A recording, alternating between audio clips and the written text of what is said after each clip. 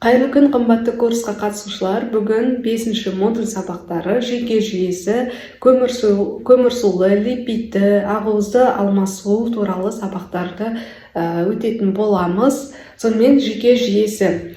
Жүйке жүйесі негізінен бізде орталық ми. Жүйке жүйесі екі түрге бөлінеді: парасимпатикалық жүйе және симпатикалық жүйе. Симпатикалық жүйе сыртқы факторларға жауап ретінде жұмыс жасайды, яғни стресс кезінде, физикалық белсенділік кезінде ол барлық жүйелерді, яғни асқазан ішек жолдарынан басқа барлық жүйелерді белсендендіреді. Мида, бүйрек үсті безінің қыртысында және тағы басқа мүшелерде осы симпатикалық жүйе жұмыс жасайды. Симпатикалық жүйе жұмыс істегенде біз қорды жұмсаймыз. Біздің ағзамыздағы глюкоза болсын, ақуыз болсын, көмірсу болсын, осы қоректік заттарды біз симпатикалық жүйе жұмыс жасаған кезде жұмсаймыз. Ал парасимпатикалық жүйе босаңсыған кезде іске қосылады, яғни біз демалған кезде, ұйықтаған кезде іске қосылады. Ол асқазан ішек жолдарынан басқа барлық жүйелерді басқарады. Парасимпатикалық жүйе жұмыс істегенде біздің ағзамыз қалпына келеді, яғни өзінің қайтадан қорын қалпына келтіріп, мысалға асқазан жұмыс істеп, жаңағы тағамдарды ыдыратып жұмыс істейді ғой, түнде ұйықтаған кезде ол қайтадан таңертеңгі жұмысқа дайындалып, өзінің қалпына келе бастайды. Стресс әрқашан босаңсумен алмасып тұру қажет. Или стресс болсын, физикалық жүктеме болсын, біз демалып отыруымыз қажет. Яғни ағзамыз демалып отыру қажет. Симпатикалық жүйе мен парасимпатикалық жүйе екеуі бір-бірімен байланысып, тығыз байланыста жұмыс істеу керек. Егер біреу жұмыс істеп, біреу жұмыс істемей қойса, онда біздің ағзамызда проблемалар пайда бола бастайды. Дисбаланс болады. Бұл орындалмаса, бізде қор таусылып, шаршау басталады. Яғни ағзамыздағы барлық қоректік заттар таусыла бастайды. Симпатикалық жүйеде жаңа айттым ғой, қордың барлығы жұмсалады. Егер де парасимпатикалық жүйе жұмыс жасамаса, онда сол қор жұмсалып, таусылып, қайтадан қалпына келмейді. Сол кезде уже дефициттер пайда бола бастайды. Кезбе жүйке, қазақша айтылады. Кезбе жүйке, яғни вагус нерві деп аталады. Ол ақпараттық супермагистрал болып табылады. Яғни біздің ішегіміз бен мидың арасындағы байланысты осы кезбе жүйке деп айтады. Ол ми негізінен шығып, ішекке дейін жетеді. Дененің барлық ішкі мүшелерінен, жүректен, өкпеден, ішектерден миға ақпаратты осы жіберіп отырады. Бізде кешегі сабақта айтылғандай, біздің ішек үшінші ми. Егер де ішегімізде дұрыс жұмыс жасамаса, ішегімізде токсиндер көп болса, шлактар көп болса, онда біздегі ондағы ақпараттар миға барады. Мен аутизм туралы айттым, яғни біздің ішегіміз бен миымыз өте тығыз байланыста. Сізде егерде қандай да бір стресс болсын, қобалжу болсын, не болмаса бір уайым болсын, онда сіздің асқазаныңызға, ішек жолдарыңызға әсер етеді. Ал егерде ішек жолдарыңыз таза болмаса, онда сіздің ол нерв жүйеңізге, миыңызға әсер етеді.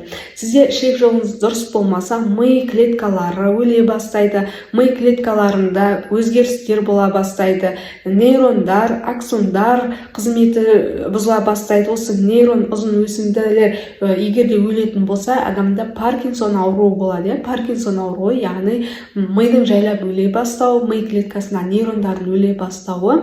Ол кезде уже адам қайтадан емделе алмайды. Нейрондар себебі қалыпқа келмейді. Парасимпатикалық және симпатикалық жүйке жүйесі.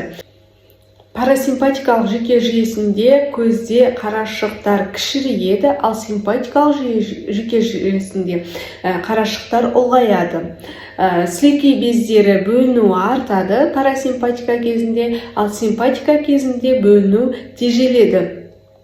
Қан тамырларында, қан қабылшық реттерінде қан тамырлар тарылады парасимпатикалық, ал симпатикалық жүйке жүйесінде кеңейеді. Тер бездері парасимпатикалық кезде тердің бөлінуі тежеледі, ал симпатикалық кезде тердің бөлінуі артады. Өздеріңіз көріп отырсыздар, иә? Осы екі жүйе бір-бірімен тең баланста болса, онда бізде жаңағы тер артық бөлініп жатқан кезде парасимпатикалық жұмыс істегенде тер баяулай бастайды, иә? Сол себепті екеуі тең-бе-тең баланста жұмыс жасау қажет. Келесі созылмалы стресс. Созылмалы стресс, ол стресс гормоны артық болса, осы кезде созылмалы стресс болады. Стресс гормоны деп отырғанымыз біздегі кортизол гормоны, яғни ол бүйрек үсті безінен шығатын гормон.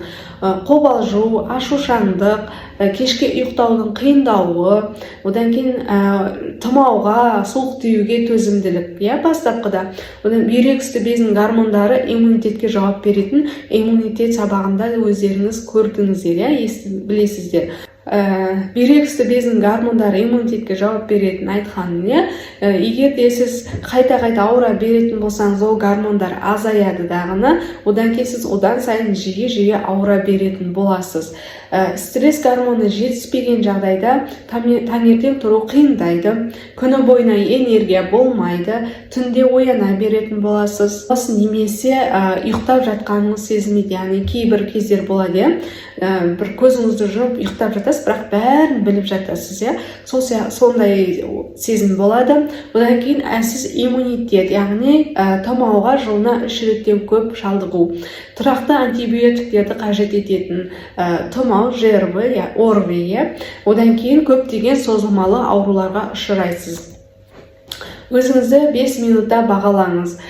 Кортизолды іштеген бар, сізге қажетті нәрсе өлшеуіш лента. Босаңсыған күйде, яғни ішіңізді тартпай, ештеңе қылмай, жіберіп, босаңсып, ішіңізді өлшеп көресіз. Нәтижесінде нормада әйелдерде 80 сантиметрге дейін болады, ерлерде 94 сантиметрге дейін. Көрсеткіштеріңізді қарайсыздар, егерде нормадан жоғары болса, онда сізде семіздіктің белгісі бар деген сөз, яғни кортизолды семіздік бар деген сөз.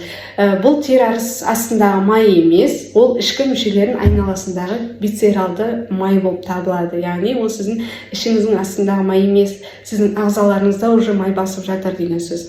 Іш пен бүйірде салмақ қосу оңай, бірақ ол жерде тастау қиын, өздеріңіз білесіздер. Стресс гормоны кортизол басқа аймақтардағы майды жинап, оны іш пен иыққа қайта салады. Яғни бұл жерде былай ғой, кейбір адамдар ашығып, арықтап жатады. Қатты ашыққан кезде организм стресске түседі. Кортизол гормоны шамадан тыс бөлініп, ағзадағы майларды қор ретінде өзіне жинай бастайды. Яғни, тағы да ашыққан кезде мен осы майларды жұмсауым керек деп, ол артық майларды жинап, осы ішпен иық тұсына жинай бастайды. Яғни, ол келесіде сақтану мақсатында осылай жинайды. Келесіде егерде тағы да бұл адам ашығатын болса, мен осы майды жұмсаймын деп алдын ала даярлайды. Яғни, қыс азығын жаз ойла болады. Сол себепті сіздерде көпшілігі қателік болып жатады. Интервалды голодание болады, бірақ ол өзінің ережесімен болу керек. Ашығып, мен өткенде бір арықтатушы маманның страницасына кіріп қалдым. Онда жазыпты, күніне 1 килограмм алма жеп арықта деп жазып қойыпты. Қарасам, ештеңе ішпей, тек сумен 1 килограмм алма жеп, күніне 1 килограмм таста деп жазып қойыпты. Бұл өте қате нәрсе, өйткені алма бізде жеміс, жеміс дегеніміз ол фруктоза. Фруктоза біз ағзаға қандай да бір көмірсу ағзаға түскеннен кейін, біздің ішімізге түскеннен кейін, ұйқы безі оны көмірсу ретінде қабылдайды. Ол көмірсудың барлығы, яғни глюкоза. Ол алма екен, жеміс екен, арықтау екен демейді, ол глюкоза ретінде қабылдайды дағыны, ол инсулин гормонын бөледі. Сол кезде сіз күніне ойланшы 1 килограмм көмірсу жегеннен кейін, ол инсулин гормонын артық бөледі. Осы кезде инсулин резистенттілік пайда болады, осы кезде ағзада ашығу пайда болады, ағзада стресс пайда болады, кортизол гормоны болады, жоғарылайды. Сол кезде сіздерде уже организм ажиотаж болады. Ойбай, бір сұмдық бір нәрсе келіп қалды, бізге қорғану керек, бізге майды жинау керек, сақтануымыз керек деген сияқты, су жинауымыз керек деп, олар суды да, майды да, организмде көмір суларды да артығымен жинап бастайды. Сіз мақұл сол күні, сол сәтте тастауыңыз мүмкін. Одан кейін ол ағзадағы жаңағы артық майларды олар шығара бастайды. Содан кейін сіздер уже қайтадан тастаған салмағыңыз 2-3 есе қайтадан қалпына келеді. Ендігі тест қарашық тесті. Қарашық тесті бұл сіздің уже нервіңізға байланысты тест. Яғни сізге қажет нәрсе фонарик пен айна. Қараңғы бөлмеге айна мен фонарикті алып кіресіз.